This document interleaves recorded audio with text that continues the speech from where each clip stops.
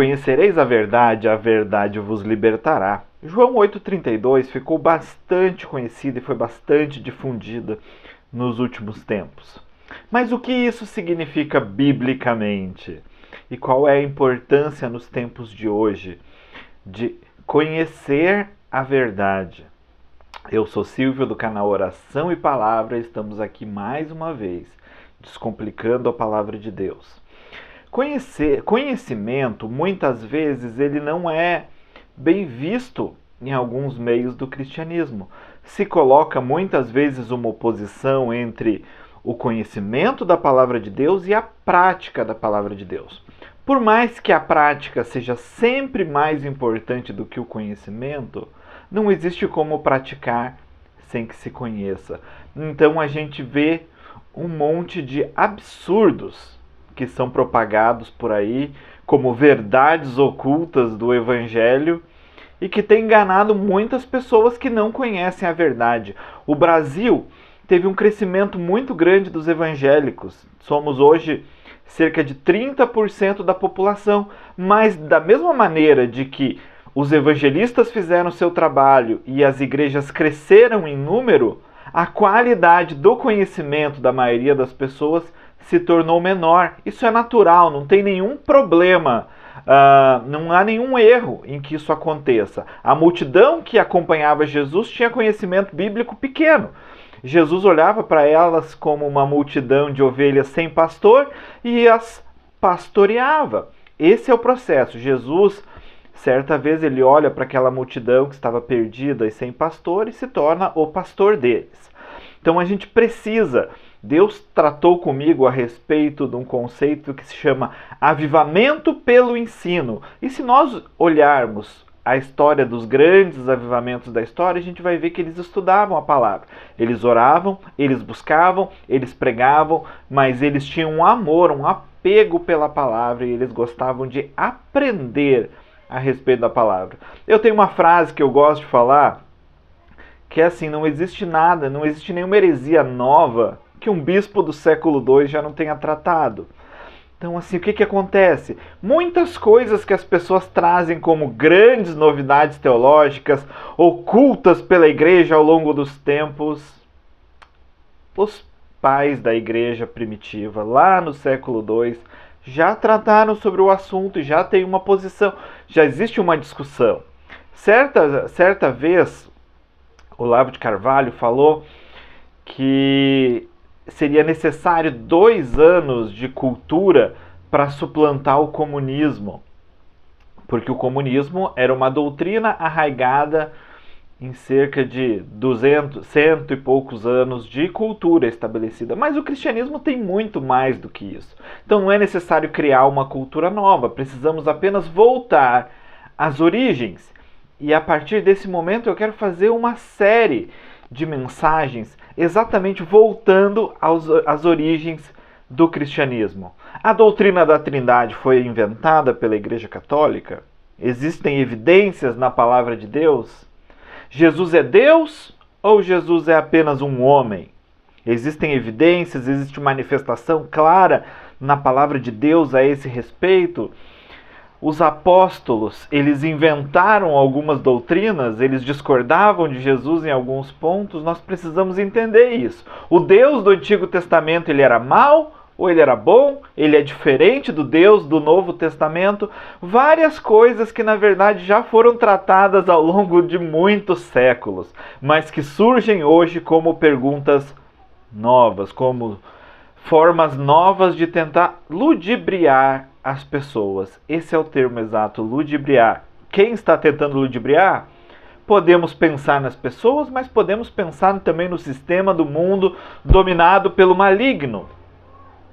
Mas nós precisamos entender que o conhecimento da verdade, ele nos traz liberdade. Certa vez viralizou no Fantástico um pastor que tinha pouco conhecimento das Escrituras, e ele adulterou a sua esposa porque ele leu um texto lá e vai, toma para ti esta mulher e adultera. Outra frase que eu gosto de falar é que 90% dos problemas teológicos se resolvem com interpretação de texto. Interpretação de texto é a chave para que a gente entenda as verdades da palavra de Deus. Existem termos complexos, existem situações difíceis, mas a gente precisa entender que uma boa interpretação do texto bíblico e podendo nos referir aos originais, ao hebraico, ao grego, para tirar algumas dúvidas, porque muitas vezes a gente acaba criando também teologias dentro do português que, na verdade, não se adequam a uma tradução mais adequada do texto bíblico. Então nós precisamos entender que o processo de ensino da palavra, de estudo da palavra, é muito importante. Jesus gastava tempo ensinando as pessoas. A gente tem o Sermão da Montanha, a gente tem ele ensinando por horas antes de alimentar as pessoas com pão. E veja que história muito interessante. As pessoas provavelmente estavam com fome antes de Jesus terminar de pregar, porque eles ficaram 3 dias ali. Mas Jesus só dá pão no último dia, porque Jesus considerava muito importante ensiná-los. E aí Jesus atravessa o mar da Galileia e no momento seguinte as pessoas correm atrás dele e ele diz: olha, vocês vieram atrás de mim porque vocês comeram em saciedade, mas eu digo, não se esforcem pela comida que perece, mas esforcem-se pela comida que permanece para sempre. Como Jesus diz na tentação do deserto, nem só de pão viverá o homem, mas sim de toda a palavra que provém da boca de Deus. Quando Jesus está com a samaritana e os discípulos estão procurando comida, Jesus tinha uma comida diferente, que era fazer a vontade do seu Pai, e era ensinar a samaritana aonde se deveria adorar. E ela recebe um dos maiores ensinamentos que o Novo Testamento tem. Os verdadeiros adoradores adorarão a Deus em espírito e em verdade. Conhecereis a verdade vos libertará. Existem uma série de doutrinas básicas no cristianismo. E é interessante que elas têm se perdido. Temos muitos momentos de adoração, temos muitos momentos de comunhão, mas se a gente fizer uma enquete, uma pesquisa com muitos membros de igreja, muitos não conhecem as bases da fé. E isso é extremamente preocupante, porque como eu vou confiar em Jesus para minha salvação se eu não sei quem Ele é e o que Ele exige? Existem muitas pessoas misturando, achando que existem muitos caminhos e que a igreja evangélica é um caminho para chegar até o céu e existem muitos outros, mas Jesus disse: eu sou a verdade e a vida, ninguém vem ao Pai a não ser por mim. E Pedro estabelece: não existe outro nome no céu e na terra capaz de salvar. Então nós precisamos entender quem é Jesus, porque ele se proclama como única esperança para chegar ao Pai, e precisamos entender o que ele espera de nós.